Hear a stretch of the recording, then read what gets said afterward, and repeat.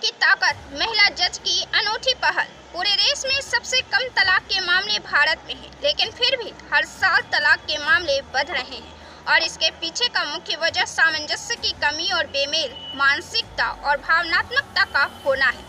देश में भी बात करें तो बिहार अंतिम पायदान पर तलाक के मामले में आता है। इसके बढ़ने के पीछे शिक्षा, सुविधा, सम्मान, भावनात्मक ठेस और नारी सशक्तिकरण को माना जाता है, लेकिन प्रमुख मामला वैचारिक, मानसिक और भावनात्मक संतुलन और सामंजस्यता का अभाव हो रहा है, जिसे शिक्षा, दौलत, व्यवहार किसी भी पैमाने से आसानी से मापा नहीं जा सकता है। और आज के युवा पीढ़ी किसी को ढोने या लादने के ख्यालों से आज़ाद होने में यकीन करने लगे हैं।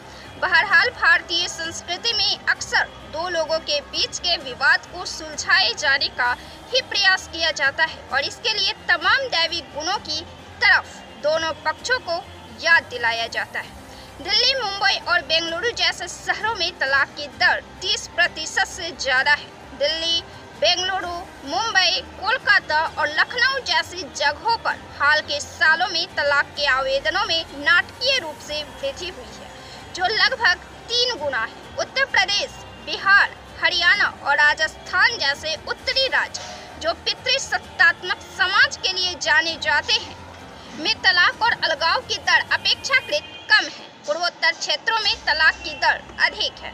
इसी क्रम में छत्तीसगढ़ की जज की काफ़ी तारीफें हो रही है, क्योंकि जहां लोग संबंध विच्छेद के लिए जाते हैं, वहां यह महिला जज संबंधों में नई जान डाल देती है और दोनों पक्ष अपनी गलती स्वीकारते हुए परिवार को टूटने से बचा लेते हैं और एक दूसरे के प्रति जवाबदेह और जिम्मेदार हो जाते हैं। छत्तीसगढ़ में जज नीलिमा सी बघेल की काफ़ी तारीफें हो रही है। नीलिमा सी बघेल काफ़ी चर्चाओं में आ चुकी है और अपनी अनूठी कार्य से पूरे देश में चर्चा के केंद्र में बन गई हैं।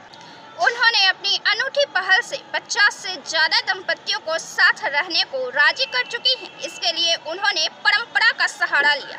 वे सप्तपदी यानी शादी के समय दोहराई जाने वाले 7 वचनों की याद दिलाती हैं। 21 सितंबर को हुई लोक अदालत में ही उन्होंने दर्जन भर मामले सुलझाए हैं। एक ही दिन में इतने सारे मामले कैसे सुलझा लिए?